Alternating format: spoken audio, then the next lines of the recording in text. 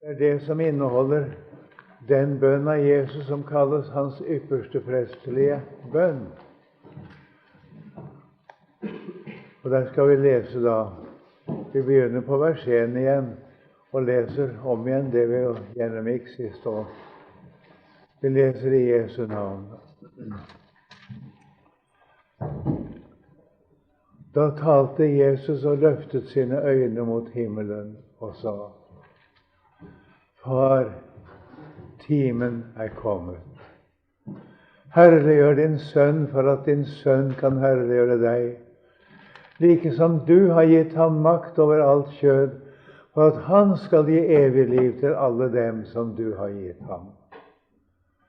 Og dette er det evige liv, at de kjenner deg, den eneste sanne Gud, og ham du utsendte, Jesus Kristus. Jeg har herliggjort deg på jorden i det jeg har fullført den gjerning som du har gitt meg å gjøre. Og nå herliggjør du meg, Far, hos deg selv, med den herlighet jeg hadde hos deg før verden ble til. Jeg har åpenbart ditt navn for de mennesker som du ga meg av verden. De var dine, og du ga meg dem, og de har holdt ditt ord. Nå vet de at alt det som du har gitt meg, er fra deg. For de ord som du ga meg, har jeg gitt dem. Og de har tatt imot dem, og kjent i sannhet at jeg er utgått fra deg, og de har trodd at du har utsendt meg. Jeg ber for dem. Jeg ber ikke for verden, men for dem som du har gitt meg, for de er dine. Alt mitt er jo ditt, og ditt er mitt, og jeg er herliggjort i dem. Og jeg er ikke lenger i verden, men disse er i verden, og jeg kommer til deg. Hellige Far, bevar dem i ditt navn som du har gitt meg, at de må være ett, like som vi er ett. Da jeg var hos dem, bevarte jeg dem i ditt navn som du har gitt meg, og jeg voktet dem, og ingen av dem gikk fortapt uten fortapelsens sønn, for at Skriften skulle oppfylles. Og jeg kommer til deg, og dette taler jeg i verden, for at de skal ha min glede fullkommen i seg. Jeg har gitt dem ditt ord, og verden har hatet dem, fordi de ikke er av verden, liksom jeg ikke er av verden. Da jeg var hos dem, jeg ber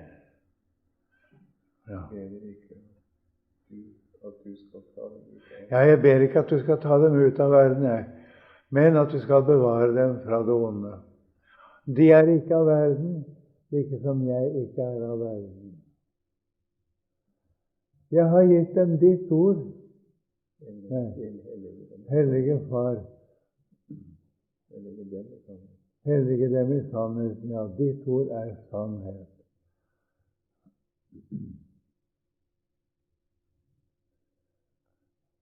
Jeg ber ikke for disse,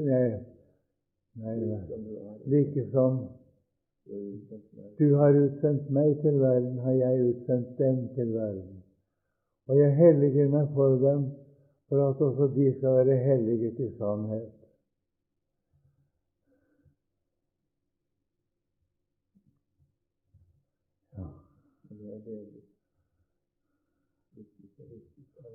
Jeg ber ikke for disse alene.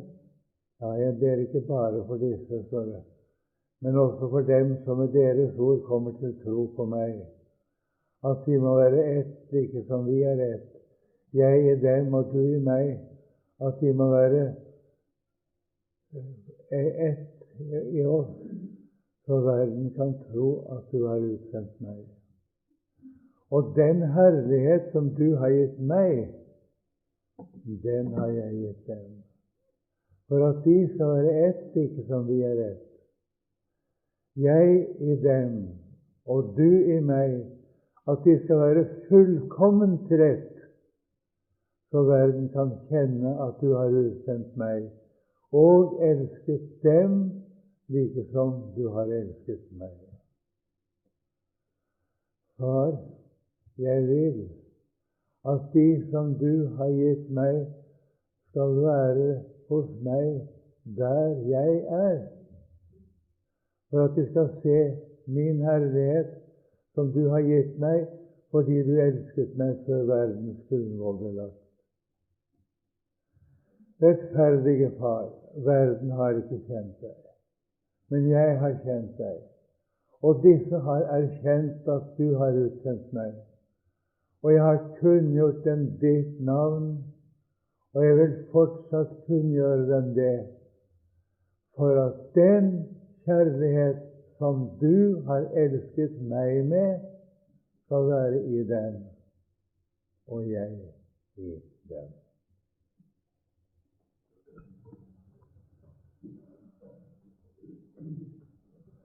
Vi hadde snakket om vers 8 ved slutten av forrige møte.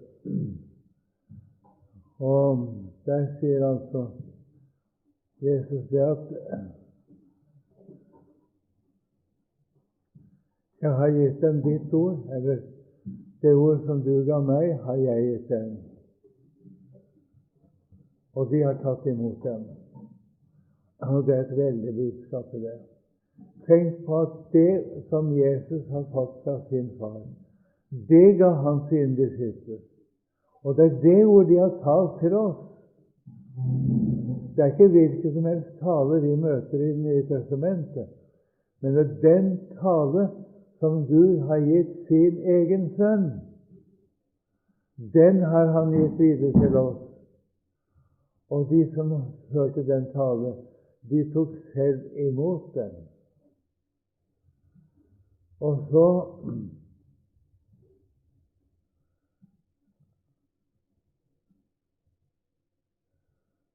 så lærte de Jesus å kjenne,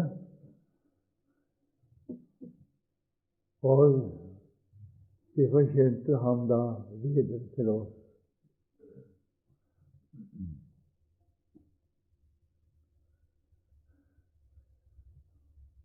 Jeg ber for dem, sier han, for disse som har mottatt hans ord, disse som han spesielt nevner her i denne bønn.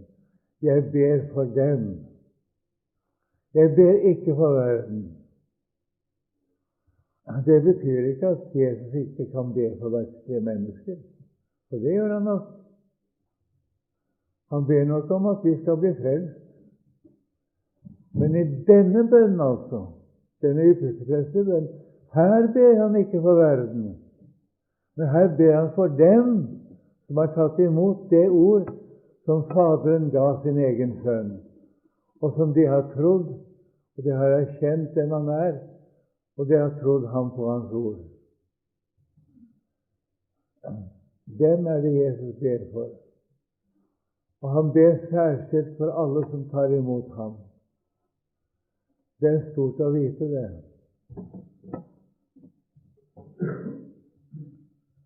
Jeg ber for dem. Jeg ber ikke for verden, men for dem som du har gitt meg. Fordi de er dine. Altså fordi vi hører Gud til, ber Jesus for oss særskilt her. Og den bønn, den har sin store betydning for oss. Det kan vi være sikre på.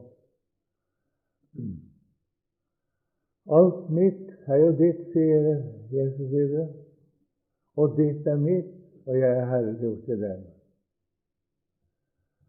Altså det som hører Jesus til, det er fra Faderen.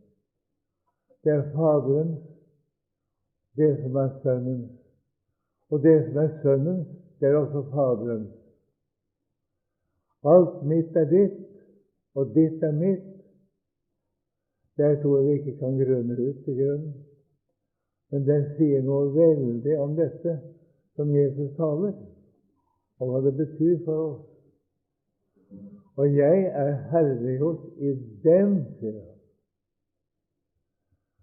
Jeg tenker på disse disiplene som var så skrøpelige. I seg selv var de ikke noen ting. De var fulle av feil og feiltrinn, og de syndet ofte. De var ikke syndfrie. Det var de ikke. Det var mange mangler ved dem, menneskelig sett, og meget som man kunne peke på som var annerledes enn det skulle være. Allikevel sier Jesus, jeg er herliggjort i dem. Her ser du hva det er som herliggjør Jesus. Det er ikke våre egenskaper. Det er ikke det vi blir. Om vi blir forandret og blir helliggjort på mange måter, og det gjør vi også i samfunnet med Jesus, det er sikkert nok, så er ikke det største. Men selve den ting at vi tror på Jesus, selve det faktum at vi eier Jesus, det herliggjør Jesus. Og det skulle du tenke litt mer på. Det er om å gjøre for deg å få virke positivt på andre mennesker, ikke sant? Og få lov å være et Guds redskap til frelse for andre. Og det er du hvis du tror på Jesus som din frelser. Hvis du eier Jesus selv, så blir Jesus herliggjort til deg. Og så blir du en velsignelse for andre mennesker. Det var dette som gjorde at disiplene ble det de ble. Jesus var herliggjort i dem. Så sier Jesus videre at jeg er ikke lenger i verden. Nå skulle han forlate sine. Han skulle gå til Faderen.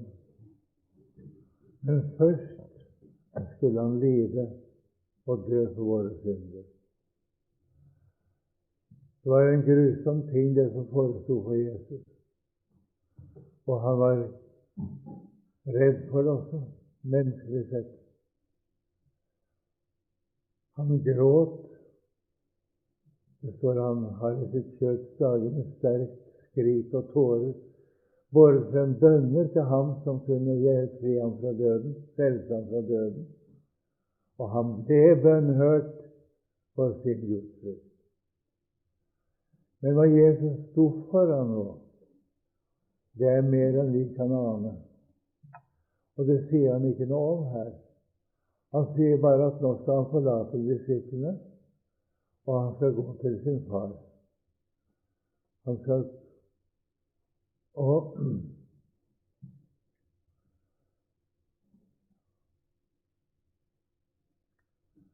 derfor sier han dette da fordi han skal forlate dem og gå til Faderen.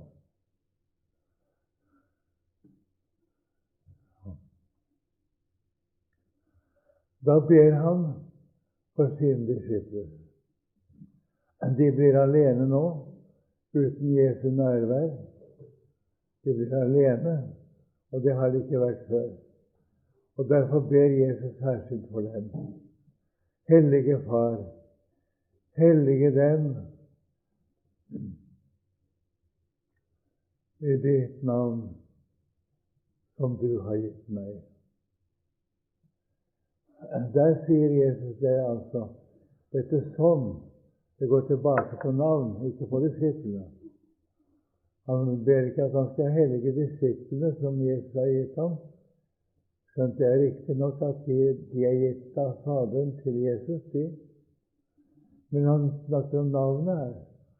At det navnet som Jesus har fått, det er Guds eget navn.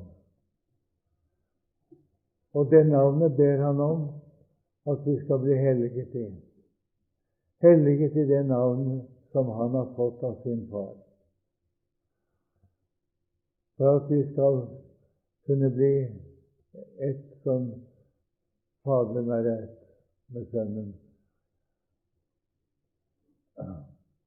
Da jeg var hos dem, bevarte jeg dem i ditt navn som du har gitt meg. Og jeg voktet dem, og ingen av dem gikk fortapt uten fortapelsens sønn. Det er hebraisk uttrykk. Fortapelsens sønn, det betyr et fortapt menneske. Det betyr ikke at han var forutbestemt å gå fortapt, men det betyr at han var fortapt. Og derfor gikk han også fortapt.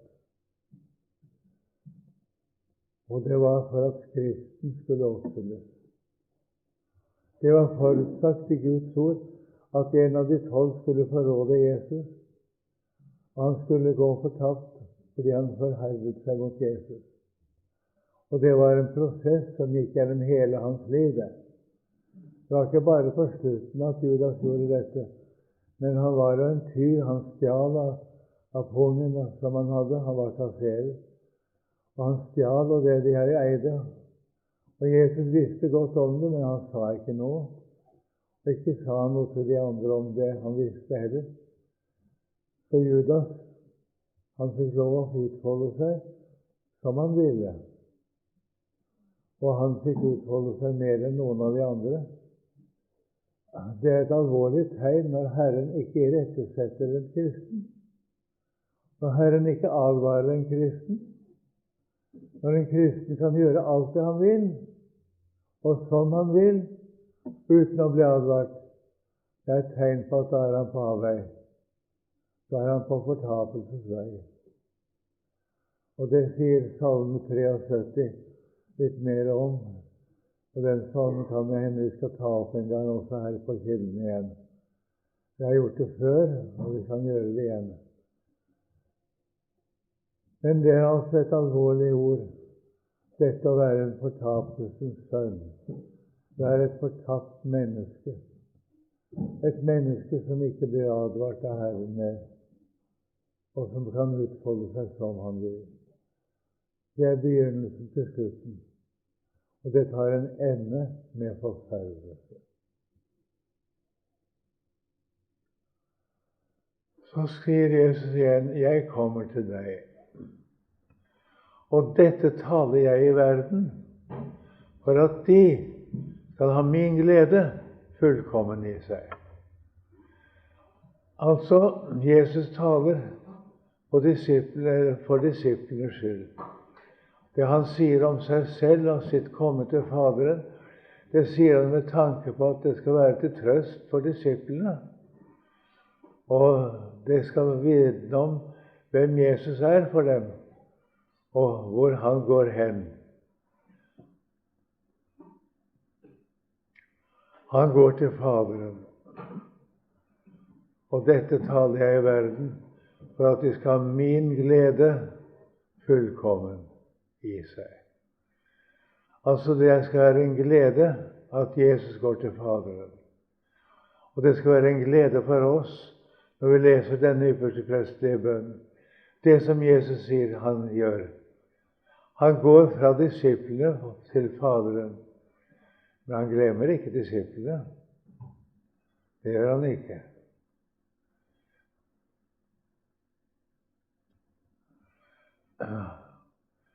Så sier han videre,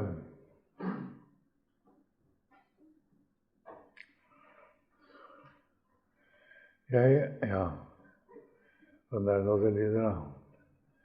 Neste verset. Jeg har gitt dem ditt ord. Ja, jeg har gitt dem ditt ord, ja. Og verden har hatet dem, fordi de ikke er av verden, ikke som jeg ikke er av verden.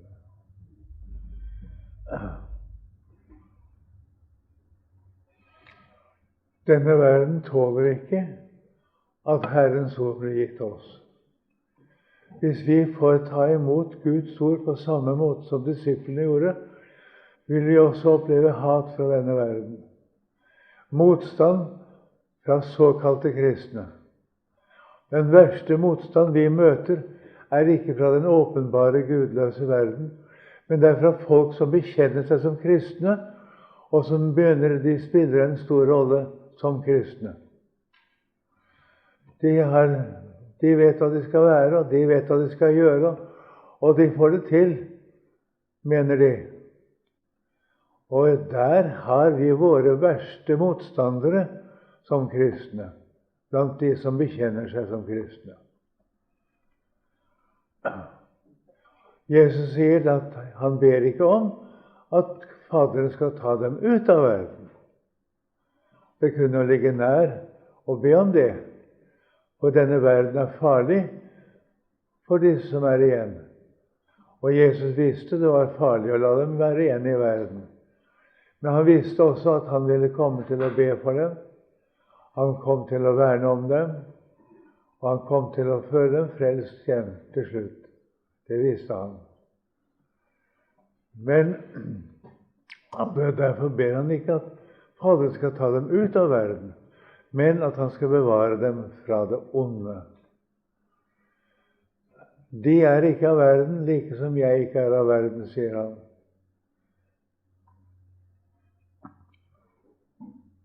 Bevar dem i ditt navn, som du har gitt meg.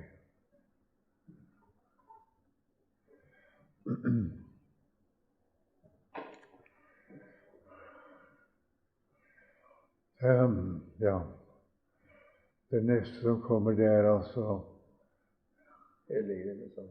hellige dem i sannheten, ja. Og ditt ord er sannhet. Det er bare en måte vi kan helliges på, og det er å bli helliget i sannheten. Og sannheten, det er Guds ord. Vi kan altså ikke bli helliget uten gjennom Guds ord. Uten gjennom det som Skriften vitner for oss. Og det er det som det kommer an på at vi blir i, og vi blir helliget ved det.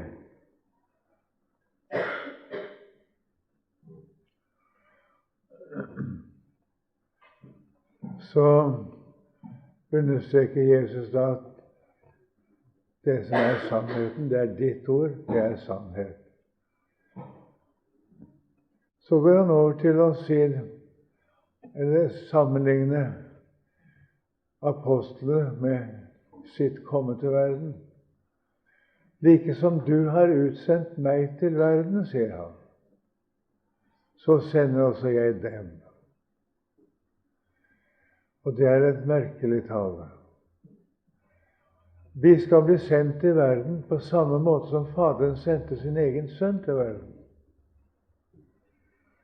Han sendte dem, og de ble det som han ville de skulle bli. De gjorde hans gjerninger.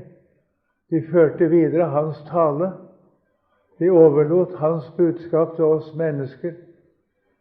Og de ble det som Gud ville de skulle være. Tross synd, tross nederlag, tross det at de ikke var syndfrie. Men tvert om, det var mange feil ved dem, og feil som alle mennesker kunne se.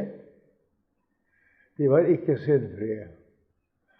Men Jesus sier allikevel, like som du har sendt meg til verden, så har jeg utsendt dem til verden. Det måtte Jesus gjøre. Hvis Jesus hadde nå gått inn i sin himmel da frelsen var fullført, hadde tatt sin disipler med inn i himmelen, og ikke hadde sendt noen til verden, så hadde det ikke blitt flere kristne. Det er en analogi mellom den betydning vi har som kristne i verden, og den som Jesus hadde. Det var gjennom Jesu ord han ble kjent og tatt imot, og folk ble gjenfødt ved hans ord. På den måten har han sendt sine disipler til verden. Og det er gjennom hans troende Guds rike utbrer seg også i dag. Det er først og fremst gjennom dem. Det er mange som arbeider for Guds rike, og de snakker om at de skal ofre oss, og de skal være iherdige og gjøre mangt og meget for Guds rike. Det taler ikke Jesus om. Han taler om én ting, at han har lagt sitt ord ned i sine disipler, og så overlatt dem til verden. Jesus har nedlagt sitt ord også i sine troende i dag. Og det er de som er til frelse for verden. Det er gjennom dem menneskene blir omvendt og finner samfunnet med Gud. Det er ikke gjennom alt det strev og alle de mange oppgaver og alt det mas som er nå for tiden, som de kristne skal ta opp, og hva de skal gjøre, hva de skal huske på, og hva de ikke må glemme, osv. Og det er et forferdelig strev og mas mange har med å være kristne. Det hadde ikke disiplene. De hadde Guds ord. De var i Guds samfunn. De eide det som skulle bevare dem. Det hadde de i Guds eget ord. Og de ble bevart, og de ble brukt til frelse for andre. På den måten er det Gud arbeider fremdeles. Det er gjennom dem som spesielt har mottatt evangeliet, at Jesus kan få frelse andre. De har noe som ingen andre har. Og det er ikke det at de er døpt og er kristne og har vært med så og så lenge og arbeidet så og så mye. Nei, det er det at de har Guds ord i seg, og det setter preg på dem. Og det er gjennom Guds ord de vinner nye. Det ordet vi har fått nedlagt i oss, det er til frelse for andre, som det har vært til frelse for oss selv. Slik arbeider altså Gud gjennom sine troende. Nå er det blitt mange av dem, og Jesus markerer det ved å si at jeg ber ikke bare for disse.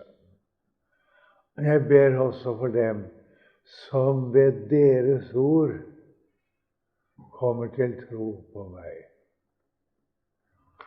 Der har vi det igjen. De som ved deres ord kommer til tro på meg. Gjennom det apostlene har vitnet, gjennom Guds ords vitnesbyrd om Jesus, gjennom det kommer vi til tro på ham. Gjennom det blir vi født på ny. Det er jo mange som sier at de ble gjenfødt i dåpen, og det er vel riktig at de ble. Men det er ikke nok, det. Det må gjenfødelse til ved Guds ord. Gjenfødelse må fornyes ved Guds ord. Skal vi bli bevart som kristne, og skal vi i hele tatt bli frelst. Det er godt og vel at vi er døpt, men skal du bli i dåpens pakt, så må det skje noe med deg ved Guds ord. Og hvis ikke det skjer, så er det ikke i dåpens pakt lenger. Og det er mange som bedrar seg selv med det at de er døpt, og de lever i dåpens pakt. Og så behøver de ikke dette da, den gjenfødelsen som skjer i ordet. Det er en veldig fare som lurer på oss her. Det er nettopp det at vi ved deres ord kommer til tro på ham. Dem ber Jesus for, også her. Alle som kommer til tro på Jesus gjennom apostlenes ord. Gjennom vitnesbyrd i Skriften.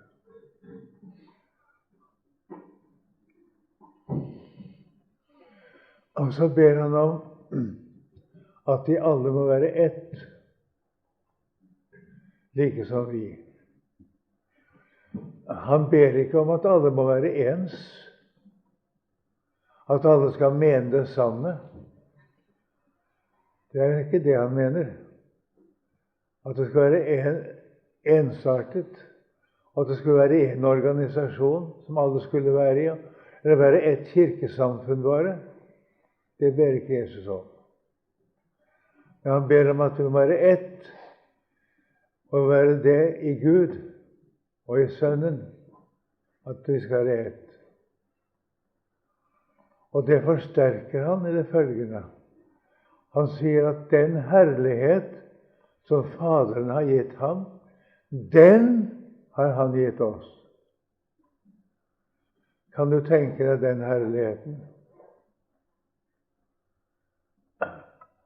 Det er virkelig barnekåret. Det er arveretten hos Gud. Det har han gitt oss for at vi skal være ett, like som de er ett. Jeg i dem og du i meg, at de skal være fullkomment til ett, så verden kan kjenne at du har utsendt meg og elsket dem like som du har elsket meg. Første gang sier Jesus at verden skal tro at du har utsendt meg, men her sier han for at verden skal kjenne at du har utsendt meg og elsket dem like som du har elsket meg. Det kunne være mye å si om det, men jeg makter ikke det nå. Men vi skal se litt på det Jesus ber om videre. Far, sier han, jeg vil. Og da bruker Jesus et ord som ikke er brukt om Jesus. Jeg vet ikke noe sted det er brukt om han ellers, men han er brukt her. Jeg forlanger. Jeg krever. Det betyr det. Det betyr ikke jeg vil i vanlig mening, men at dette vil han bestemt, og det gir han ikke avkall på. Dette forlanger han. At de som du har gitt meg, skal være hos meg der jeg er.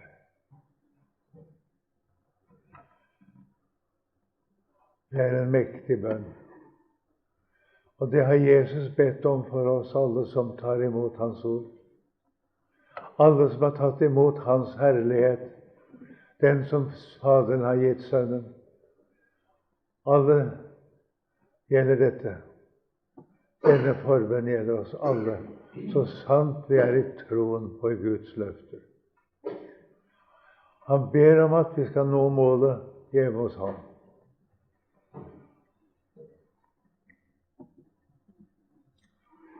Han vil at vi skal se den herlighet som Faderen ga sin egen sønn, fordi han elsket ham før verdens grunnvoll ble lagt.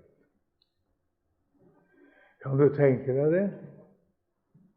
Og det er for en herlighet som Faderen har gitt sin egen sønn før verdens grunnvoll ble lagt. Det kan vi ikke ane engang. Men det er den han ber om at vi skal få. Og det er en mektig bønn.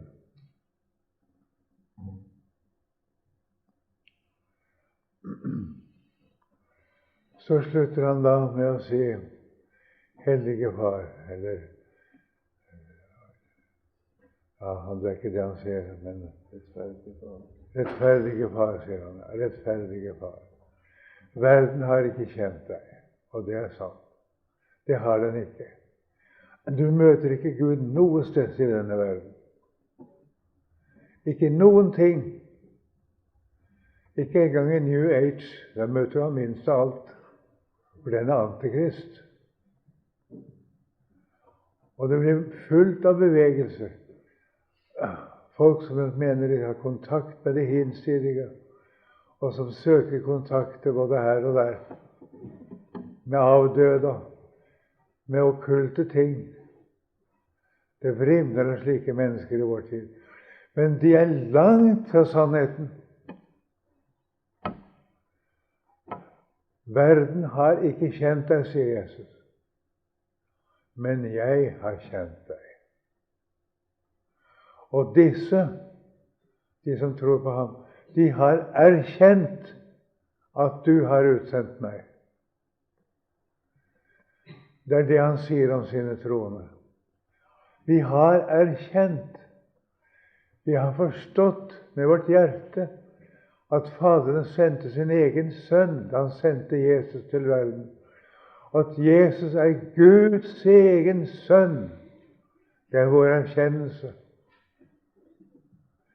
Og det er det som viser at vi er kristne. Vi har erkjent det som Faderen sier om sin sønn. Og da har vi kjent Gud også. Jeg har kunngjort dem ditt navn, sier Jesus. Og jeg vil fortsette å kunngjøre dem det. For at, og nå må du høre, den kjærlighet som du har elsket meg med, skal være i deg. Kan du tenke deg, eller kan du ane, den kjærlighet som Faderen har elsket sin sønn med? Det er verken du eller jeg i stand til. Den kjærlighet som overgår alt hva vi kan tenke eller mene eller ane eller forstå, det går over alt. Det er den kjærlighet som Faderen har elsket sin egen sønn med. Det er den Jesus vil skal være i oss, like som han selv da også blir i oss. Dette går over alt som jeg vet av det som Jesus har sagt. Men dette sier han, det er formålet med hans bønn. Vi skal bli gjenstand for den kjærlighet som Faderen elsker sin egen sønn med. Det er store ting. Vi må takke og prise deg, vår Far i himmelen, at du har gitt oss din sønn. Takk at du sendte din egen sønn til verden. Takk at vi skulle få lov å lære ham å kjenne. Og dette er i sannhet evige liv, å kjenne deg, den eneste sanne Gud, og ham du utsendte, Jesus Kristus. Det er i sannhet det evige liv. Og der har vi alt. Og så ber vi om å få være dine vitner på den måten at du selv får gjøre deg kjent for menneskene, at vi tilhører deg. At vi er dine. Og så du får forkynne evangeliet for våre medmennesker gjennom oss. Herre, det ber vi om i ditt navn. Vi ber om at du blir kjent og trodd på og anerkjent og regnet med av mennesker. Og jeg ber at du vil velsigne alle som tror på deg. Alle som i sannhet vil være dine vitner. Dem ber vi for også i ditt navn, Herre. Og at vi selv må få være av dem. Amen.